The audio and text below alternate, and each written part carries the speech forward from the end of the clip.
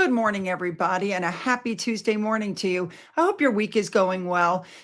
Listen, you guys, Harry and Meghan haven't even made it back to Britain, and things are already going spectacularly wrong. From Meghan's big return to acting that was suddenly canceled, and the Sussex summit that's going on at Balmoral, there's a lot of things to cover.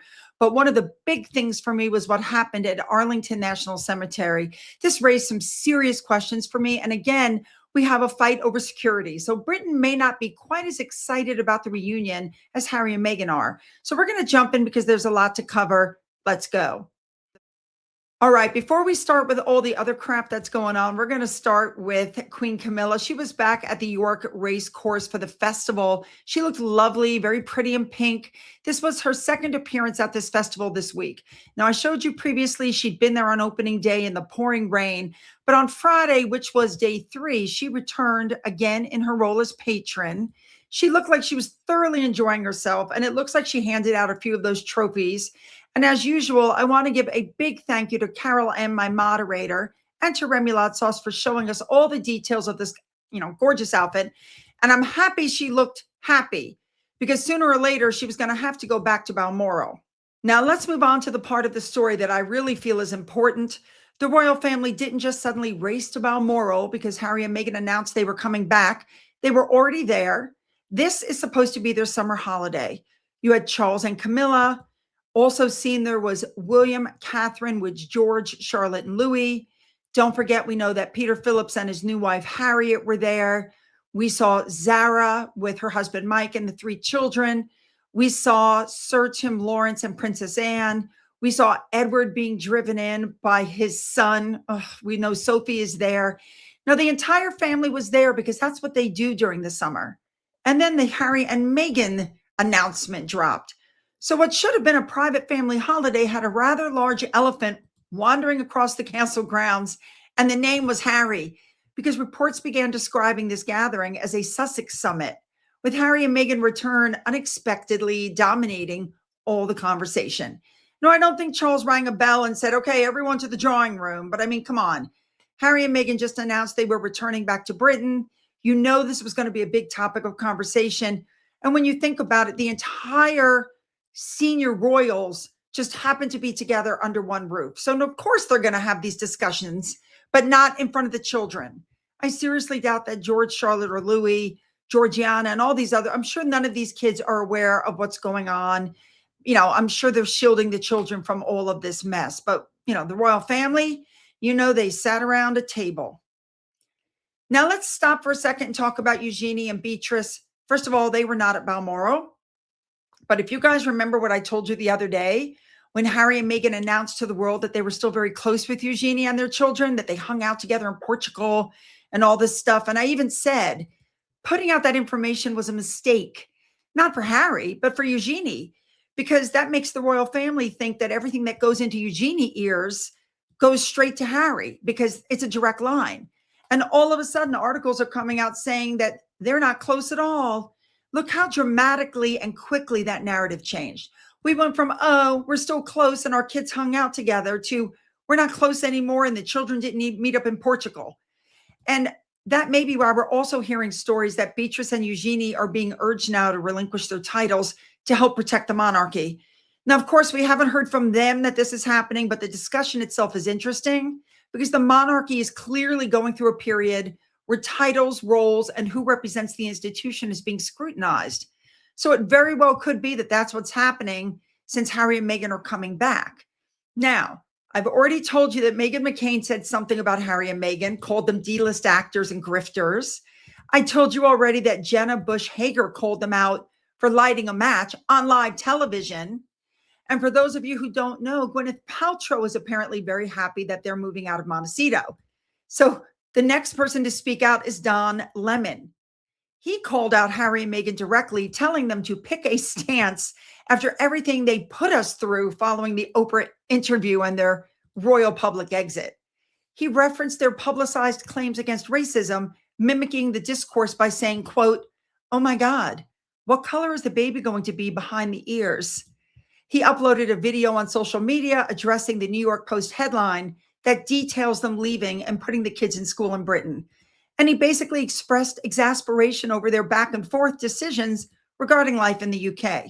You should also know that several Montecito residents revealed they're thrilled to see the backs of Harry and Meghan following the media scrutiny and paparazzi disruptions that have followed them for 6 years. Locals noted that Montecito is typically a private, low-key community for celebrities, and with Harry and Meghan, they brought an unusual level of press and media attention. Some neighbors literally just said, "good riddance," because with them it was perpetual drama and alleged entitlement. Don't forget that Harry and Meghan previously said the community had welcomed them with open arms and all this kind of stuff. And come to find out from the neighbors, that's not true at all. Now, what about, they're calling her drugged up Doria. I'm not saying she's on drugs. That's just what they're calling her. She was spotted out walking around in Los Angeles after the news broke, walking her dog through the neighborhood. And what they're saying is that Doria is going to remain in California to maintain her ties to her local yoga community, her home, and her friendship. She apparently lives rather close to Harry and Meghan's mansion. No, we don't know if that's true or not, but apparently it's being reported she's going to go by to keep an eye on the property. I always found it interesting because we know for a while there, Doria was living in the guest house on their property, but it appears she eventually moved out to her own property not too far away. I mean, listen, she's 69 years old. Of course, she wants to keep her West Coast life, her friends, her community intact, her connections. Now, let's get busy here. We're going to talk about Harry's visit to Arlington National Cemetery. For those of you who don't know about this, I don't like this. This angered me. Harry was in Washington doing work connected to veterans. He visited Walter Reed. He met wounded service personnel. He participated in discussions about rehabilitation and veteran services, and I have no problem with that. He was in the British Army. Give him his due. But this is different. Harry went to the tomb of the unknown soldier. He participated in a public wreath laying ceremony. He then watched the changing of the guard. He then visited sections 57 and 60, where he paid his respects at grave sites and met Gold Star families. Now, this really upset me because Arlington is hallowed ground. The tomb of the unknown soldier represents American service members who made the ultimate sacrifice. Harry was not there representing the British government or the king. He's not a working member of the royal family. He's a private citizen. Yes, he's a veteran, but so are millions of other people. His service doesn't place him above other veterans. And that's where I have a problem with the optics of this. Now, I also think he did it because his father did it while he was in the United States. So why does Harry, a private British citizen, receive this kind of ceremonial prominence at the tomb of the unknown soldier? Why is Harry's celebrity and title elevating his veteran status above other people? There are wounded veterans. There are families who buried their sons and daughters at Arlington. There are Gold Star families who live with that loss every day. And while Harry's military service gives him a little bit of respect, those ultimate sacrifices get respect as well, and their families. And his title doesn't make his service more sacred than theirs. And before anybody says Harry simply wandered into Arlington, that's not what happened. The National Cemetery, the public wreath laying, hosted this visit.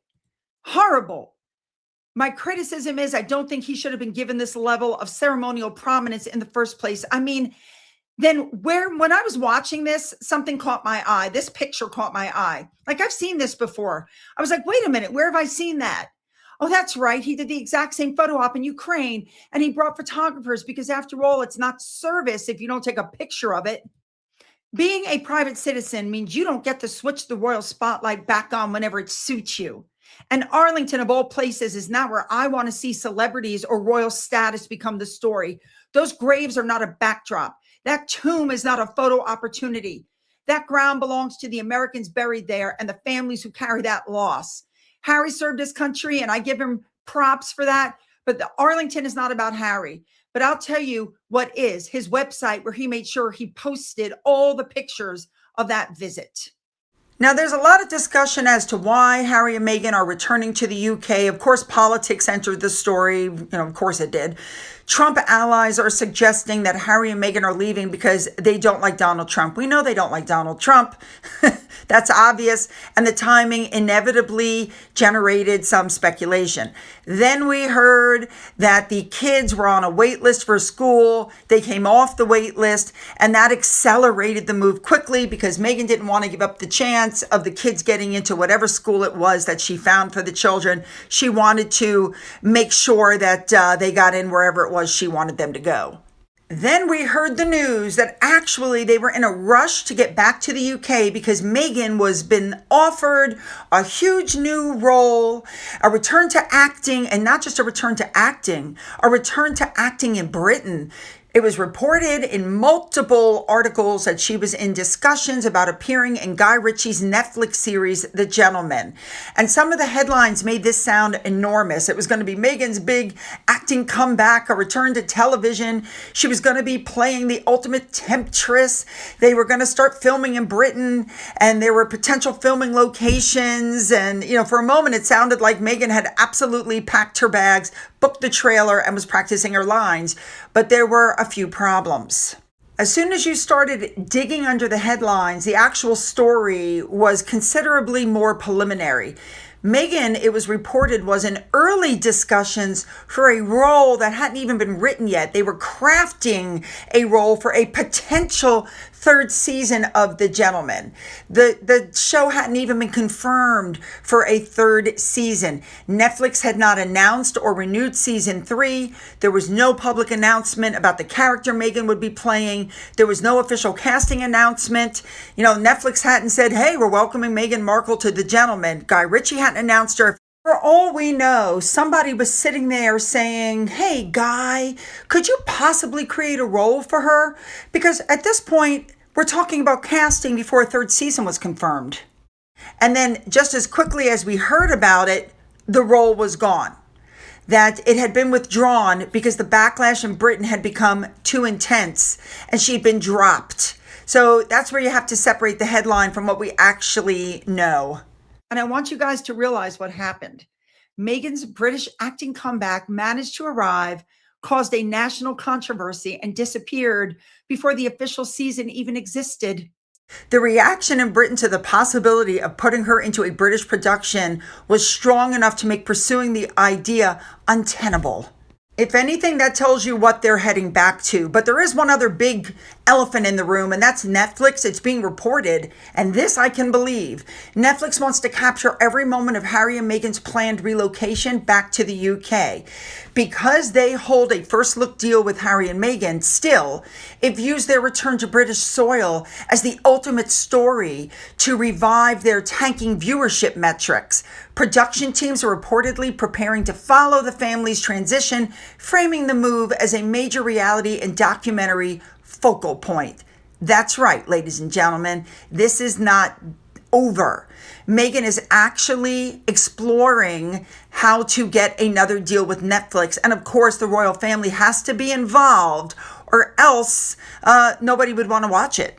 All right, you guys, this next story is really something. Do you guys remember back in 2020 and 2021, we heard all about how Meghan wanted to be a senator?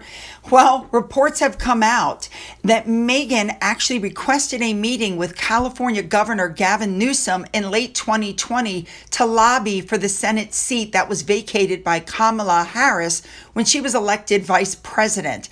Now, Governor Newsom's office previously confirmed a memo detailing a virtual introductory meeting held with Harry and Meghan in October of 2020. Now, remember, apparently Gavin Newsom's office claimed he was just welcoming them to California. But sources are saying that meeting was actually an attempt by Meghan to be considered for a political appointment. We heard all this before. I don't deny it at all. I think it's absolutely true. But of course, Meghan's reps reject these claims, saying I never, sought a Senate appointment and I don't harbor political ambitions. Do I personally believe she was interested? Oh, absolutely. But her representatives deny she ever sought the appointment. So unfortunately, that's where the public record stands. But I absolutely believe it. Okay, I had to touch on this next one because it was so funny. Madame Trousseau in London added suitcases to the wax figures of Harry and Meghan to mark the news that they're going back to the UK. They moved the wax figures into the museum's British culture capital zone where they stand next to William Shakespeare. And if that wasn't enough, they put a waxwork of a traditional British royal guard behind them, for security to complete the homecoming theme. They have not been returned to the family section, the royal family display room. They remain separate from the rest of the family, which I think is absolutely hilarious. Okay. All right, now we're back to security again, because apparently no Harry story is ever truly complete until we get back to security. But there's something I think gets lost whenever the issue is discussed. Harry makes it sound as though he is simply asking for the same protection afforded to the rest of the royal family, but that's not really a comparison. The highest ranking members of the royal family receive the highest level of continuous protection. That would be the king and the queen, William, Catherine, and their family. But other members of the royal family do not simply walk around with 24-hour taxpayer-funded armed police protection because they happen to have HRH in front of their names. Not Anne, not Edward, not Sophie. Beatrice and Eugenie certainly don't because they don't even work for the firm. Working royals receive appropriate police protection when they're carrying out official duties, and security decisions are based on threat and risk assessments. And here's the comparison I find interesting. Princess Anne was the victim of an actual attempted kidnapping in 1974. Her protection officer was shot, and yet even the Princess Royal, the king's sister, one of the hardest working members of the royal family, and someone who actually survived an attempted kidnapping, doesn't get taxpayer-funded police protection around the clock in her private life. Harry wants a level of police protection closer to what he had when he was a senior working royal, and he's not a working royal. You don't get to say, I don't want the job anymore, but I'd like to quit to keep the executive benefits package. And he can't say, can I be protected when I'm carrying out royal engagements, because he doesn't carry out royal engagements.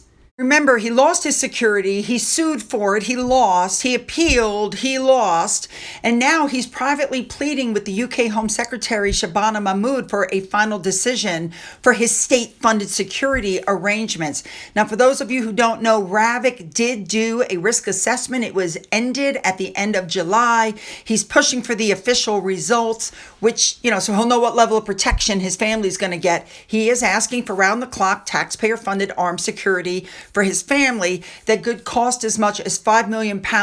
Is approximately $6.7 to $7 million. Also, his non-working status is central to why automatic protection ended, but Ravik can still determine what publicly funded protection is appropriate based on circumstances and risk. But people are very critical of the fact that Harry is reaching out and trying to pressure her to intervene in a matter that is done by Ravik. This woman will not intervene. She can't intervene. Personally, I think this is something that Harry should have taken care of before they made the announcement that they were returning to the UK. And now we're going to end with the late night television show in the United States, because what they had to say about Harry and Meghan going home was hilarious. Listen to this. I can see it in your eyes. I know why you're happy today. Meghan Markle and Prince Harry are going back to England.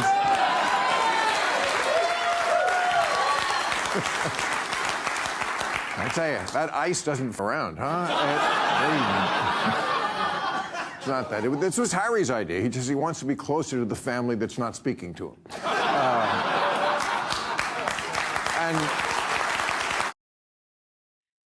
Now, after everything we've talked about today, I keep coming back to the same question. Who does Harry think he is?